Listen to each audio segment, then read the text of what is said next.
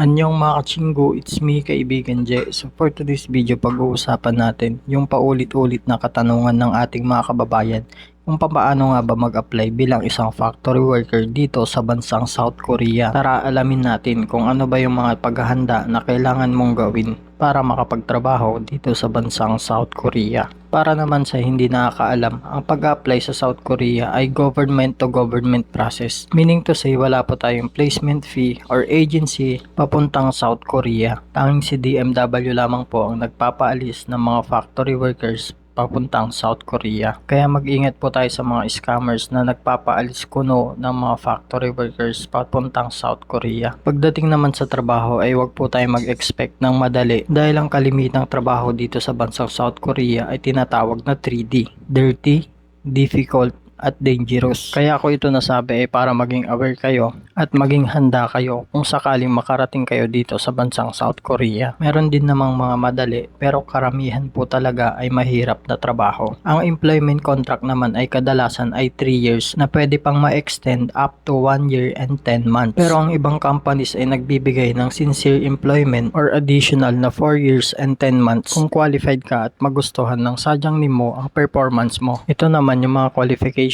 para makapag-apply bilang isang factory worker sa bansang South Korea. Dapat ay 18 to 38 years old. Hindi mo kailangan ng diploma. Pwede dito ang elementary, high school, undergraduate, college graduate, or kahit di ka na pagtapos ng pag-aaral. Basta maipasa mo lang ang medical at ang EPS exam with or without experience, walang height at weight qualifications. Pwede ring may tattoo, maliban lang sa sinasabi nilang bawal daw ang dragon tattoo. Walang gender discrimination. Pwede dito ang bakla, tomboy, lalaki, babae, married, single mom or single dad. At ito naman yung hindi pwede pag nag-apply ka bilang isang factory worker dito sa bansang South Korea. Bawal lang may criminal records, may active lang scars, colorblind, TB at HEPA at iba pang mga nakakahawang sakit katulad ng HIV or syphilis.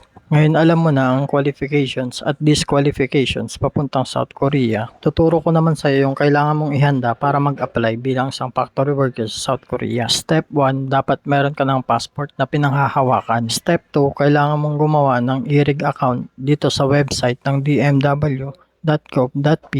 Step 3, kailangan mo mag-aral ng Korean language para makapasa sa EPS TOPIK exam dahil isa ito sa requirements para makapunta ka dito sa bansang South Korea. Step 4, abangan ng announcement ni DMW kung kailan magkakaroon ng EPS exam. Step 5, kailangan mo mag-join sa mga EPS group para maging updated ka araw-araw patungkol sa mga EPS workers. At huwag mo na rin kalimutang mag-follow sa aking page kung isa ka sa natulungan ng video na to. So ayun lang mga kachinggo, I hope na nakatulong sa iyo yung video na to.